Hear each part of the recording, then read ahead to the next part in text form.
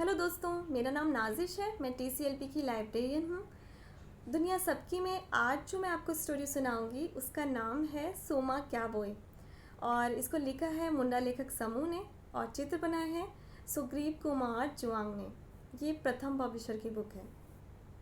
दोस्तों, कहानी शुरू करने से पहले मैं जानना चाहती हूँ कि क्या आपने कभी सोचा है कि लोगों ने इतनी सारी नई नई फसलें उगाना कहाँ से सीखा। मुंडा लोगों का मानना है कि वो ऐसे इंसान को जानते हैं जिसने पहली बार इतने तरह की फसल बोई थी जिसे उन्होंने सबने सीखा था। तो हम भी जानते हैं आखिर वो कौन इंसान था। तो शुरू करें कहानी। अब देख रहे हैं ना पिक्चर में, ये आपको कौन दिखाई दे रहा है और ये क्या कर रहा है। क्या कर रहा होगा ये, देखते हैं, पता करते हैं आखिर। बहुत पहले एक बूढ़ा रहता था। उसका नाम था सोमा। वह जंगल के पेड़ों से फल खाया करता था। एक दिन जंगल में घूमते घूमते वह एक नदी के किनारे पहुंचा। उस छोटी नदी ने कहा, तुम खेती क्यों नहीं शुरू कर देते। सोमा ने नदी के दोनों किनारों पर जगह साफ करके कुछ जई के दाने बोए।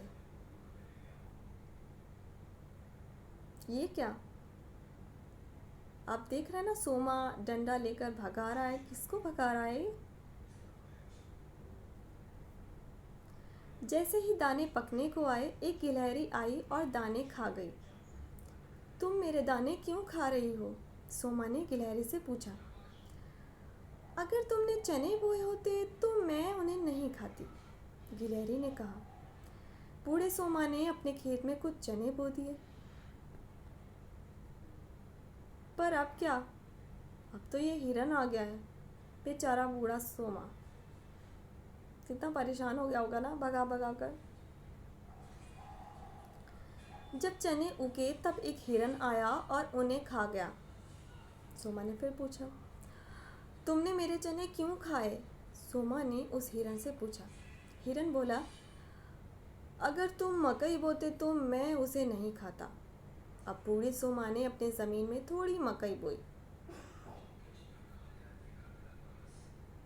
अब क्या, अब ये बूढ़े सोमा किसको भगा रहे हैं। मुझे लगता है शायद तोता है। आपको क्या लग रहा है,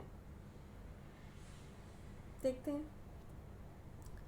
एक तोता आकर मकई के दाने चुगने लगा। तुम मेरी मकई क्यों खा रहे हो, सोमा ने उस तोते से पूछा। तोता बोला, अगर तुमने मूंगफली बोई होती तो मैं उसे नहीं खाता। बूढ़े सोमा ने अब कुछ मूंगफली बोई। तो आपने देखा ना, अभी तक बूढ़े सोमा ने कितना कुछ बोकर देखा है। ओह, फिर से कोई उसके खेत में आ गया है और वो फिर से भगा रहा है। कौन है ये। कुछ समय बाद एक सियार आया और मूंगफली खाने लगा। सोमा ने उससे पूछा, तुम मेरी मूंगफली क्यों खा रहे हो। अगर तुमने शकरकंदी बोई होती तो मैं उसे नहीं खाता, सियार ने कहा। बूढ़े सोमा ने कुछ शकरकंदी बोई। ओह, फिर से कोई आ गया है। अब फिर से सोमा को उसे भगाना पड़ेगा। उन शकरकंदी को एक सुअर आकर खा गया। तुम मेरी शकरकंदी क्यों खा रहे हो, सोमा ने उस सुअर से पूछा।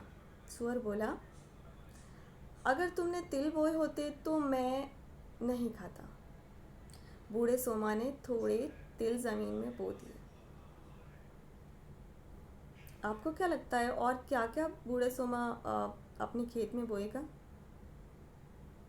शायद और भी कई चीज़ें जो हमें पता चलें आगे। ओह, लगता है अब बूढ़ा सोमा थक गया है। तो इस तरह से बूढ़े सोमा ने अलग अलग तरह की फसलें उगाना सीखा। वह और उसके जानवर दोस्त मज़े से रहने लगे। क्या आपको भी ये चीज़ें खाने में मज़ा आता है।